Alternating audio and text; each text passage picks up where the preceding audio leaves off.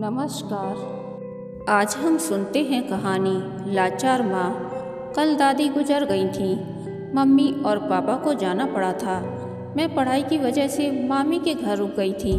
उस समय मामी के दूर के रिश्तेदार का लड़का आया हुआ था। हम दोनों एक दूसरे के साथ घुल मिल गए थे।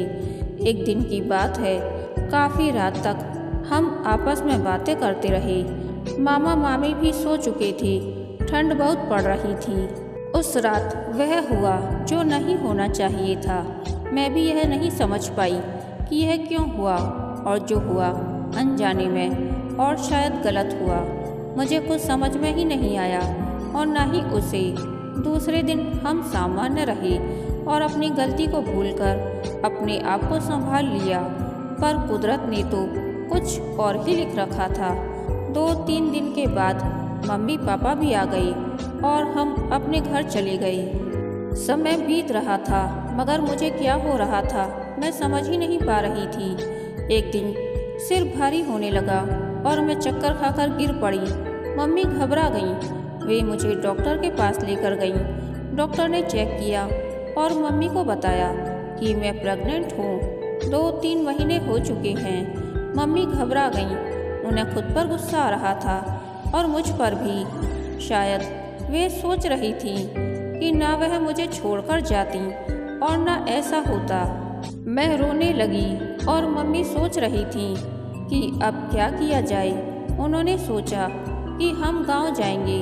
उनकी सहेली डॉक्टर हैं, उनके पास जाकर मेरा गर्भपात करवा देंगी। लेकिन यह पापा को मंजूर नहीं था।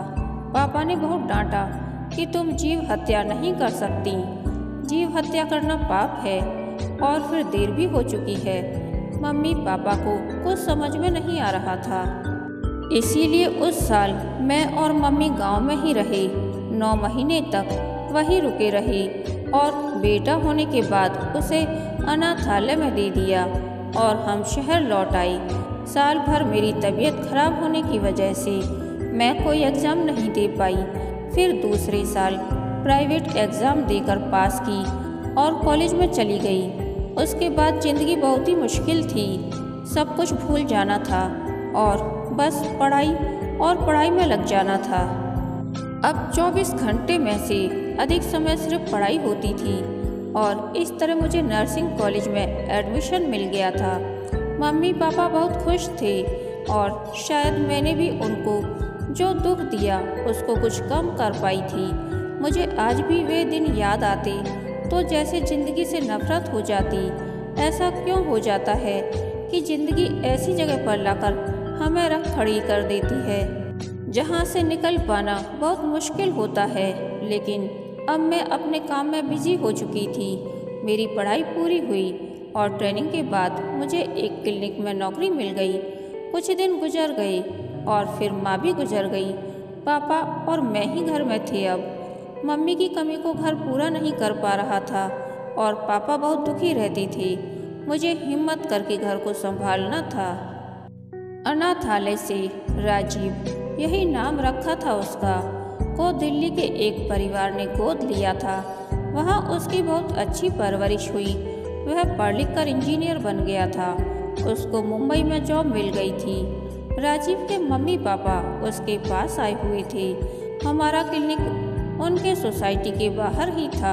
कहने को तो क्लिनिक अस्पताल के समान था और वहाँ बड़े बड़े डॉक्टर आते थे और लगभग हर इलाज की व्यवस्था थी। जब राजीव के पिता को हार्ट अटैक आया तब उन्हें हमारे ही अस्पताल में लाया गया। उस समय मीना जी ड्यूटी पर थी। उस दिन राजीव का विश्वास डॉक्टर पर और बढ़ गया। फिर 2-3 दिनों में राजीव के पापा की तबीयत में सुधार हो गया। लेकिन एक दिन उन्होंने राजीव को बताया कि बेटा, तुमने मेरी बहुत सेवा की। अब मैं ज़्यादा नहीं रहूँगा, लेकिन एक बोझ अपने मन पर लेकर नहीं मरूँगा। बेटा, मेरे जाने के बाद तुम्हें कोई और बताए कि तुम हमारे बेटे नहीं हो, इसके पहले मैं ही तुम्हें बता देता हूँ कि हमने तुम्हें अनाथालय से गोद लिया था। राजीव ने कहा, पर पापा कहाँ से? तब उन्होंने सब कुछ बताया। राजीव के मन में पिता के प्रति और भी सम्मान बढ़ गया।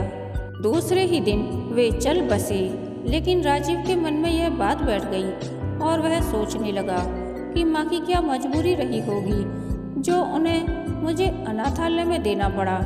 एक बार मैं उनसे मिलना चाहूँगा और शायद उनके मन में भी यही तड़प होगी। फिर कुछ दिन बीत गए। राजीव की खोजबीन चलती रही, लेकिन माँ का पता नहीं मिला। इतनी बड़ी दुनिया में ढूंढ पाना मुश्किल था, पर वह कुदरत से हमेशा मांगता था कि एक बार माँ से मिल सकूं। कुछ दिन बीत गए, फिर राजीव की शादी हो गई। सब कुछ अच्छा चल रहा था। माँ पिताजी के जाने के बाद में टूट गई थी।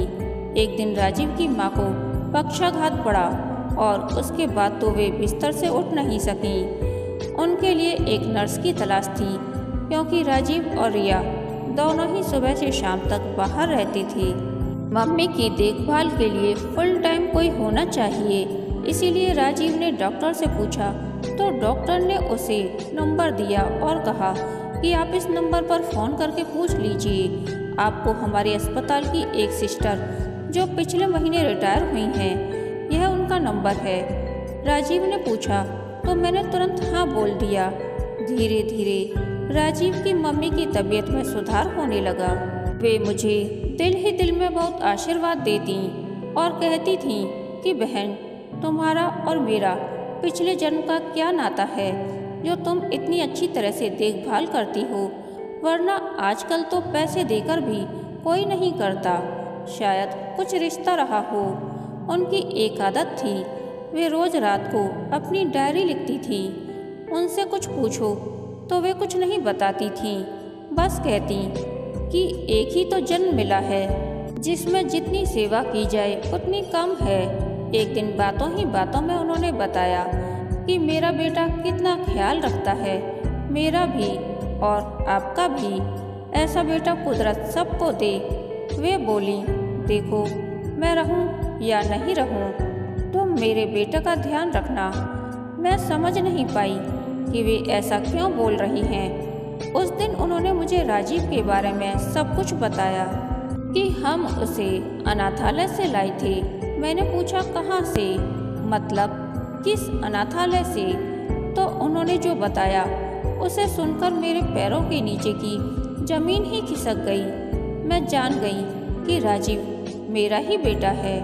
वह मुझे बहुत अपना सा तो लगता था, लेकिन समझ में नहीं आता था कि मैं जो सोच रही हूँ सही है क्या, या मेरा वहम जो मेरा हर इंसान में राजीव को खोजना।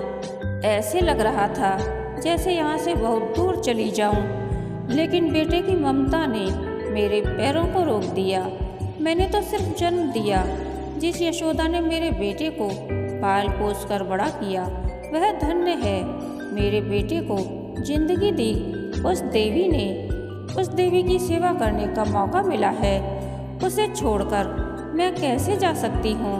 मैं मेरे बेटे की अपराधी हूँ। शायद मेरे अपराध की सजा पूरी हुई। कुदरत का लाख लाख शुक्रिया जो उन्होंने मेरे बेटे से मिलाया, वरना मैं तो अधूरी आस लिए इस दुनिया से चली जाती। पर मैं बेटे की जिंदगी पर अपने इस मनहूसियत की छाया नहीं आने दूंगी और उसे पता नहीं चलने दूंगी कुछ। यशोदा के गुजर जाने के बाद मैंने कहा कि बेटा अब मुझे जाना होगा। तब राजीव ने रोक लिया। आंटी, आप हमारे पास रहो ना। यशोदा के गुजर जाने के बाद जब मैंने उनकी डायरी पढ़ी, तब मुझे पता चला कि राजीव यशोदा की नहीं, मेरा बेटा था, जो इतने पास रहते हुए भी इतना दूर था। कुदरत का लाख लाख शुक्र है जो मुझे मेरे बेटे से मिला दिया। कहते हैं ना कि दिल से जिसको मांगो वह जरूर मिलती है, चाहे वह वस्तु हो या इंसान। बस मांगना आना चाहिए और मिलने पर उसे पहचानने की नज़र होनी चाहिए। अब मैं और मेरा बेटा साथ थे। बस एक कसक सी थी कि एक माँ की तरह प्यार करने के बावजूद भी उसे हकीकत बताकर उसके दिल में मेरे लिए नफरत पैदा नहीं करना चाहती थी।